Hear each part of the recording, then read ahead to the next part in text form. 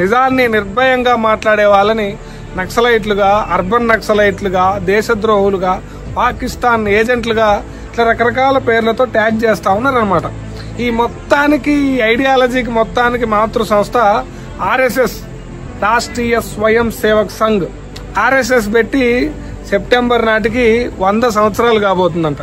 అంటే దేశంలో సంఘ పరివార శక్తులన్నీ చాలా ఆనందంగా ఉన్నాయన్నమాట. ఆర్ఎస్ఎస్ 100 ఇయర్ మార్కుని కొట్టబోతుందని చెప్పి 2015లో అధికారంలోకి రాగానే మోడీ పోయి ఆర్ఎస్ఎస్ లీడర్లకి మొత్తం ప్రభుత్వం తీసుకుంటున్న విధాన నిర్ణయాలన్నీ కూడా బ్రీఫ్ చేసిందంటే వాళ్ళు ఎంత పవర్ఫుల్లో మీకు అర్థమయ్యే ఉంటది అనమాట. జాతీయ జెండాను మేము గౌరవించము, మాకు కాషాయ జెండానే గొప్పదని చెప్పి వాళ్ళు దాన్ని ఫాలో అవుతూ వస్తున్నారనమాట. ఎంతవరకు అంటే 2002 వరకు కూడా నాగపూర్ లో ఉన్నటువంటి ఆర్ఎస్ఎస్ ప్రధాన కార్యాలయంలో జాతీయ జెండాను ఎగరేయలేదు.